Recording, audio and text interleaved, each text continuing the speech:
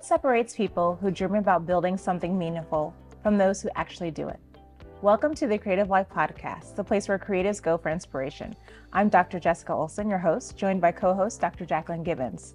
Today, we're joined by Teresa Stasny, entrepreneur, marketer, podcast host, and the founder of Sleeked Marketing and the Becoming Obsessed podcast. Teresa has built her career helping businesses tell compelling stories, grow their brands, and connect authentically with their audiences. Through her work in marketing and podcasting, she's become a strong advocate for intentional entrepreneurship, personal growth, and the idea that success isn't something you stumble into. It's something you build through clarity, consistency, and commitment. In today's conversation, we're exploring entrepreneurship, personal branding, marketing, podcasting, and what it really takes to transform an idea into a thriving business. Teresa, welcome to the Creative Life Podcast. Oh my goodness. Thank you for having me. We're so excited, Teresa. Yes. Very much so. Okay, so let's start way back at the beginning. Yes. Before Sleek Marketing and before the Becoming Obsessed podcast. What was the spark that first drew you toward entrepreneurship? Travel and not making some man burning a forest more money, where I couldn't know what was going on. And so it wasn't that I wanted to be an entrepreneur or run a business.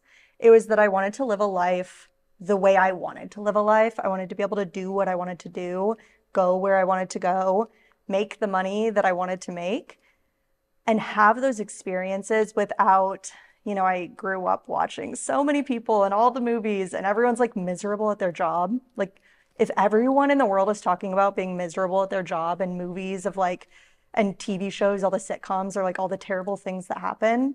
Like, why would I want that? Why would I want to go to an office? And so that was really, it just came out of the necessity for owning my life and being responsible for my own happiness. And like, what is it that's going to make me happy? I don't know, but let me go find out. Right. And referencing what you said earlier, Dr. Olson, with the clarity. Yes. So you developed clarity, it sounds, around the type of lifestyle Yes. that you want to live. And then you created your means of doing so around that, how to make that happen. So what experiences shaped your entrepreneurial mindset? I know, there were things that you saw, there were societal messages. Are there any other things that influenced that? I will say, unlike most people, I am using my degree. I went to college for business, but entrepreneurship and innovation specifically, with a minor in international biz. And so I got to, in college, have the experience of, before I graduated, working with over 20 companies to understand how do they work. And then really starting my senior year, I started working with a lot of creatives, a lot of wedding pros, and got to watch how one person, if they're willing to put themselves out there as a creative, as a business owner, can not only change their life, but their community and their family. And so just seeing the impact of choosing, like you said, I didn't know exactly what I want to do. I still don't know what I want to be when I grow up, right? Like, I don't want to know. I don't care. It'll happen as it happens. But I know how I want to feel. I know how I want to work with people, how I want to show up. And those are the things that you get to do when no one else is telling you, like, there's just all the horror stories from corporate. I never really went corporate, so I just am like living off of all the stories I see online. But Right. So was there a defining moment when you decided, I'm all in, I'm going to take a bet on myself here? there wasn't one defining moment. When I was in college, I started as a photographer, videographer. And then when I graduated, I was already working with a handful of companies online. And I actually, for like 4 months, tried to work in a tech startup. Or not even a startup, a tech company. And at that point, I decided, I was being a temp, making extra money as a temp for a company I used to work for. And then that ended, right? And I like went back. But there was never a moment really where it was like, okay, I'm going to go all in. I just always kind of was all in. And if I needed to make more money, I found another client. And I have been lucky enough to have something to fall back on where it never felt like, okay, if this doesn't work, it's always just, it's a human experience. Everything's going to work or not work, and you just keep moving. And so I don't know that I had that one specific moment. I like that. You want to know why I like that? Is because I feel like life doesn't have to be linear. Yeah. And then sometimes is that linear story, that narrative of, okay, yeah, I was working and then one day I woke up and I decided this wasn't, the TV narrative that you're talking about. But I really like how you talked about the influences growing up. This is what I saw. This is the cultural zeitgeist at that time in the movies and what I saw. And that really influenced me at a pivotal time. But then you also went into your education and how, like you said, I actually used my degree. Like I am strategic in what I do, and I wanted to travel. I wanted to have a certain lifestyle. And you dipped your toes in, like you said, you were a contractor before. But I think it is a superpower that you are what I would consider more of a pure entrepreneur, is the fact that you have leveraged your skills, you leveraged your education, and you're still moving in. And now it makes more sense why you did the Omaha Pod, like with the, not Omaha Pod, but the podcast. Is Omaha Loud. Yes, thank you. Omaha Loud. So I actually met her at a podcast meetup because Teresa is building community for other people in the Omaha metro area to start podcasts and to support them. Now I get, like, hearing this explanation, I'm like, oh, I get her why now. Okay, that is really cool. All right, so thinking about you being a true entrepreneur, like you said, you're constantly growing. But what made you start Sleeked Marketing? Like, what was that moment where it was an idea and then you're saying, actually, this is reality? Yeah. So I always say long story medium. I mentioned I started as a photographer. I worked with wedding pros, or I was a wedding pro. I was doing photography and videography for weddings, but I wanted to learn from people who were more advanced. So I was living in Dublin for a while, actually, and I was reaching out to other photographers. Ireland's like wedding capital of the world, right? And everybody I reached out to a lot of people. Like 2 people got back to me. One of them was like, yeah, I'll show you some ropes. Like you can basically intern with me. Well, I went to go work with him and I never picked up a camera. I found myself improving his business. He already had multiple photographers working for his company. So he wasn't even a solopreneur, but the way that they were doing onboarding, their business systems, just the whole organization, and also the way the money flowed, I don't even remember how. I just started workshopping it with him because that's the way my brain works. That is like my creative pursuit is business. So I really followed that. I stopped doing photography. I hate sitting in an editing booth for too long. Will take way too long to deliver things. We talked about deadlines before we hit record. But I, in that journey, found myself working for 2 companies that both served the creative service industry.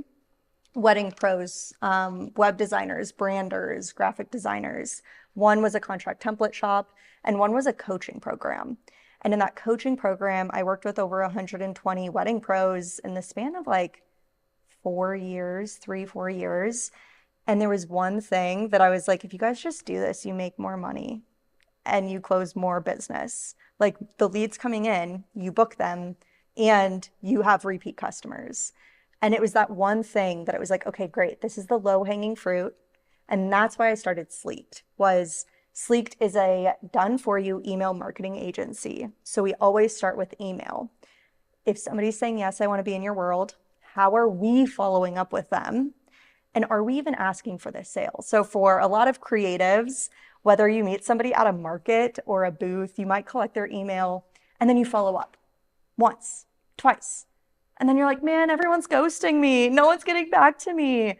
Yeah, it's because now it's our job to actually keep extending that invite, keep nurturing the relationship, and just knowing that there's this like super easy, low-hanging fruit that I could help people with. And if they did it, one, they're paying for my services. So I feel good because I'm actually making them money and making myself money.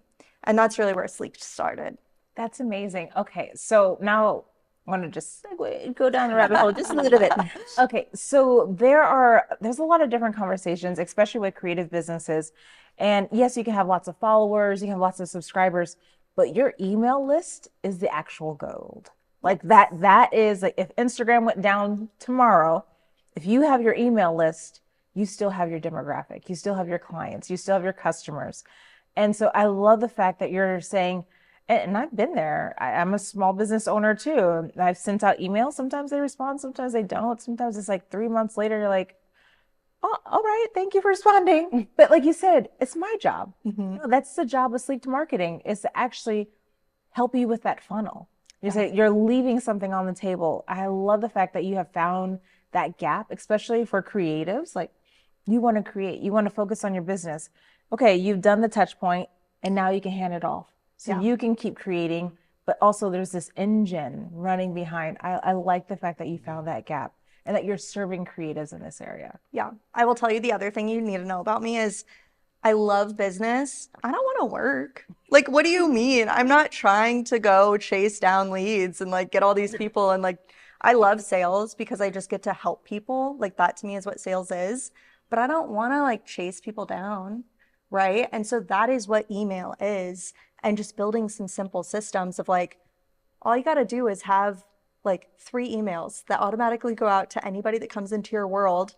I actually today got 2 emails from one guy, and I was like, I don't know who this is. I open it. He responded to 2 of my emails from my welcome sequence. I have no idea who he is. He came into my world in the last like few days, I guess, opened and responded to 2 emails because I'm asking for responses in every single email in my welcome sequence. And so again, it's like, yeah, I could go chase all these new leads all the time and like, oh, I have to find new people to work with. Or I can just nurture a relationship with people who already said they want to work with me, automate some of it with personalization, my own words, and then I'm doing a little less work and getting more responses, right? I like that. I like that strategy. And I hope that you at home are actually listening to this strategy. That's why we have these guests on the show, because we are investing in your creative journey. And like you said, I'm automating it. It has my words. But if you're still like, I don't know what to do, where can people find you? Before we get to the end of the episode, this is something I have to get better at. Like, how do people find you? Because we're right here and you're talking about it now. How do they get a hold of you? Yes, get on Instagram and just send me a DM at Teresa A. Jean, Teresa A Jean, like the jeans you wear. Send me a DM, send me a voice note, ask any questions about email. I have free resources to help so I can connect you to the right place. But just, yeah, just send me a note. Perfect. All right, over to you, Dr. Gibbons. I'm learning so much. Right? Copious note taking over here. Thank you already. So you work with brands every day. What separates brands that people remember from brands that people just kind of scroll past?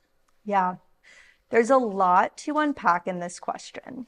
And I might actually start by saying you don't really need everyone to remember you, right? It's like at any event, any networking, being at a coffee shop. Who in the room did you remember? To remember somebody, you have to notice them. Who did you notice, right? You just first want to start by getting people to notice you. And then the next step is engagement. And then showing up multiple times is how they're going to start remembering you. And so it doesn't start with the remembering. Just like in a coffee shop, I don't, go to a new city, walk into the coffee shop, know the barista and remember them always.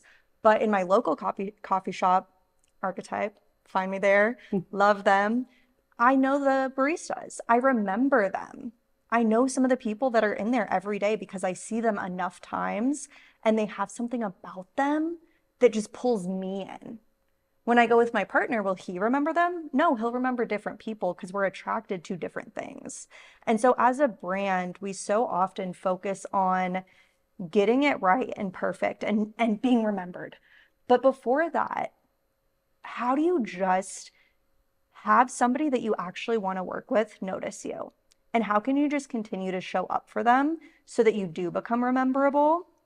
But to answer your question, your actual question, if you want to be remembered, you have to do the same thing over and over and over. You cannot be creating 17 different, on Instagram, let's say Instagram, 17 different things, and then being like, why is no one remembering me? Well, because they don't even know it's you when they see you again. Sending emails, if I start every single email in I have my logo at the top. If I change that logo every single time I send an email, they will not know who I am. They won't remember it. And so if you want to be rememberable, you have to do the same thing over and over. Let me give you a fun example. There's a creator. Her name is like your BFF. I literally don't even know her name on Instagram. But when I see her, I know her because she is always in a car. She's always doing some type of self-care routine, and she is always, always, always in pink. And she is always acting like you are her best friend that she is FaceTiming. Oh my gosh, I know exactly who you're talking about just from that. Yes, because sometimes her stories are really funny. I know Yes. exactly, and I don't know her either, but I know what creator you're talking to because I follow her too. So that is hilarious. That is a good brand example. Oh my goodness. Yes, Teresa. That's a great example. I And knew what's interesting exactly is that you what said you don't remember her name at No. all, but you are able to recall very specific details that Yes. show up every time. Yes. And with her, I'll also point this out. She is not selling me something as a company. And so if she was trying to get me to remember her company, she would have a logo, she would introduce who she is and the company. That's not what she's doing. She's affiliating for people. So whatever she's using in that video, she just wants you in that moment to go click on it and go buy it and to ask her what it is. And so that's why I don't know her name, because it doesn't matter to her if I know her name. It matters if I have this trust with her that I want to buy what she's selling me that is from affiliates.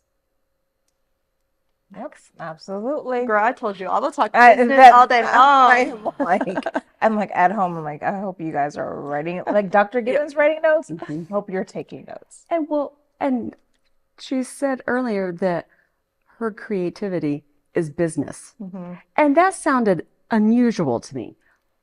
That makes perfect sense. The deeper we go into this, it absolutely is. Yeah. Wow. Yeah, I love it. Yes. So for creatives who are listening, since we're talking about marketing and branding, if when they struggle to actually market themselves, what are some beginning steps where they can start? Like, I want to start this creative business and I don't even know how to market myself. Where can they begin, Teresa? Yeah, so I always start with the easiest thing. Let's not make life hard, right? Like business is already hard, like because you are going to have to contend with who you are and you are going to have to overcome your ego every day. And so when you're starting to market yourself, instead of getting the best strategy and trying to do everything, I have a workshop that's called Ditch the Marketing FOMO, and it is like just about building a plan you can actually follow. And there's like these 3 questions that I always ask people. And one of them is just, what do you like to do? Are you somebody who likes to be on video? Like, I will be on video all day long. I don't want to go like write and perfect a blog post, but I will talk to you all day long, right? So how do you want to create content? Do you enjoy writing? Do you enjoy speaking? Maybe you love social media. Maybe you hate it, right? Like if you hate it, don't force yourself to market there. And maybe you love getting in the community and actually connecting with people. And so that's really the first question is, what do you like to do? How can you use your strengths and your joy in life to build a business that brings you more joy because you get to do the things you like? And second is, how many clients do we need? Because if we need 1 a month, that's very different in how you market yourself. If you need 100 sales a month, right? Do we need somebody? Are we a service provider and we're very limited in our capacity and it's that very personal connection? Or are we selling prints and we're trying to build a company that is like selling $97 prints, right? We might need to sell 1,000 of those, 100 of those a month to make the income we need. And so we also want to look at what is the actual goal financially and sales wise that we need, and then reverse engineer the marketing. No, that's a really good insight. I like the fact that you're bringing in the financial aspect too, which sometimes creatives can shy away from. Yeah. Like, oh, I don't want to ask. I don't want to put the sale. I don't want to put Everybody, a not just number in there. creatives. Okay, that's good to know because you work with different businesses, and so it's good to say, okay, where's your joy? What do you like to do? What actually energizes you? Find that way to market, but then also, what do you really need for sustainability? Because so when you said, are we marketing for 1 client a month or 100 a month?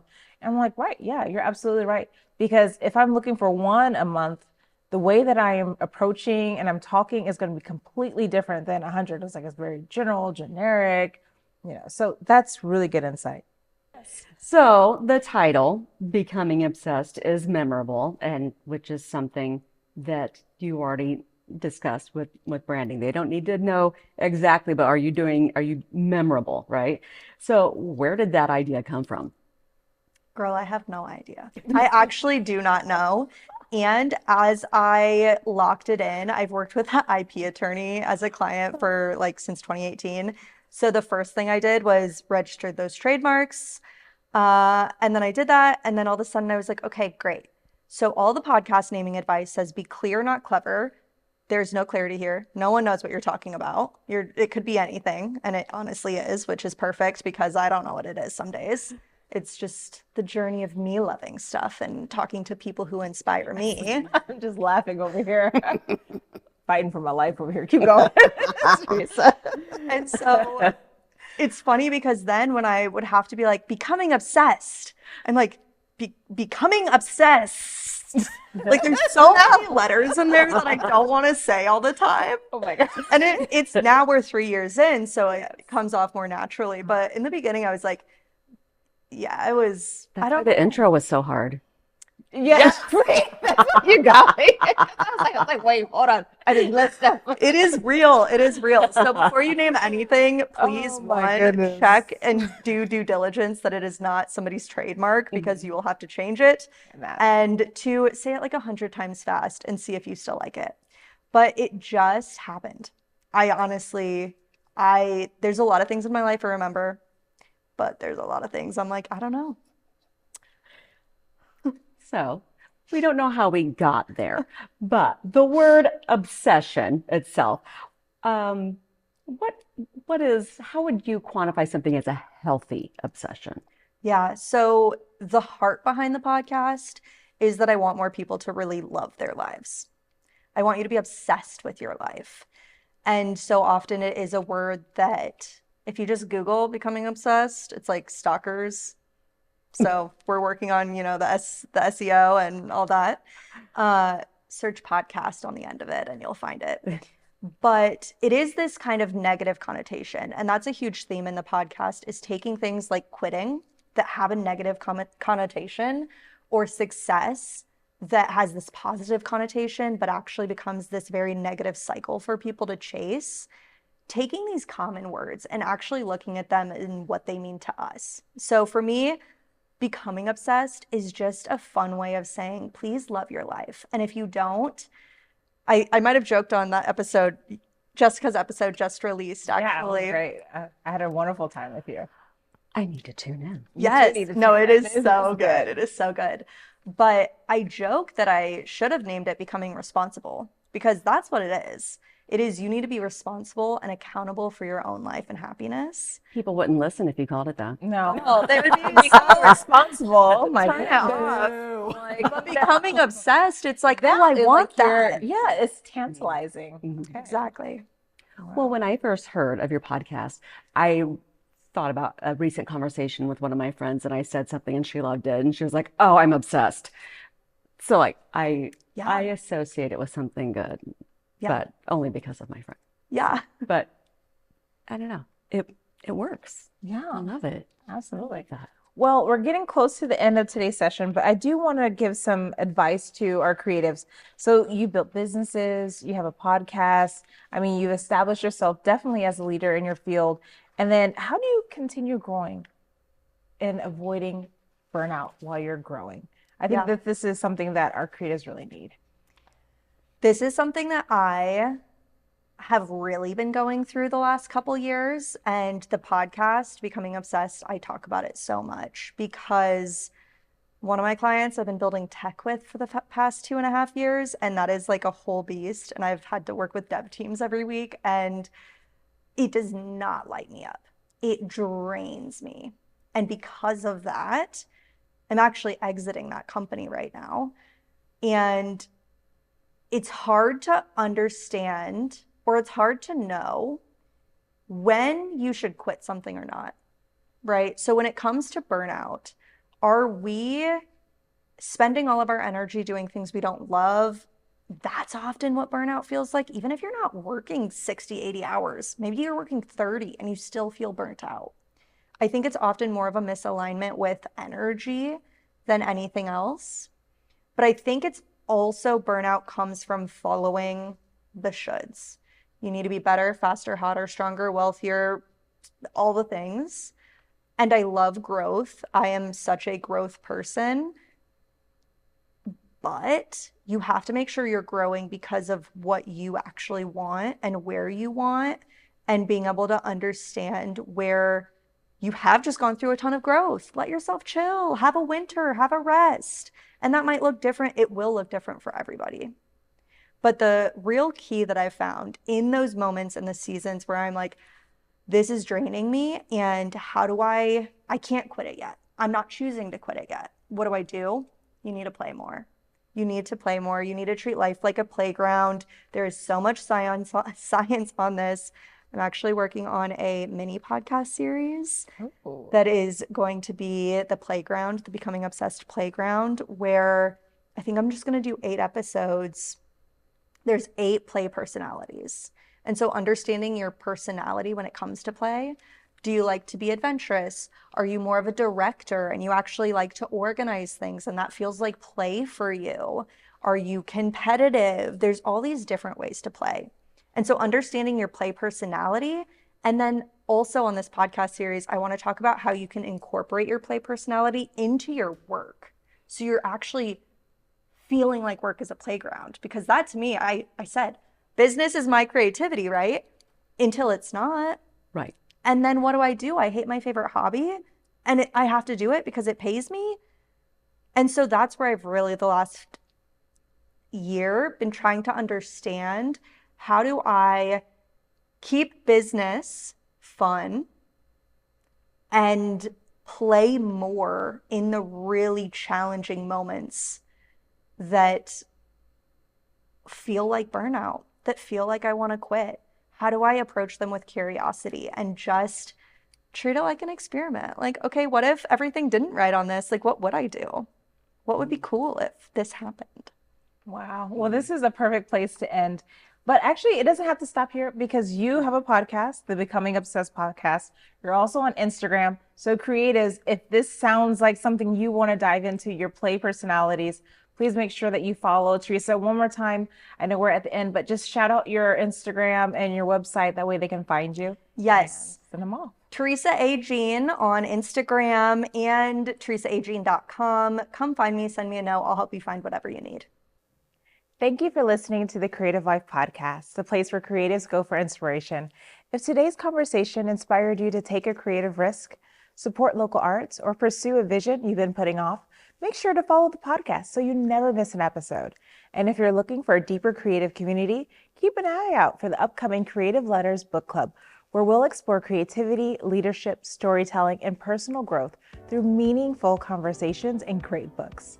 To stay updated on future episodes, book club announcements, and behind-the-scenes content, follow us on Instagram at the Creative Life Podcast Omaha. And if you enjoyed this episode, please subscribe, leave a review, and share it with someone who believes in the power of creativity and community. Until next time, keep creating, keep growing, and keep living the creative life.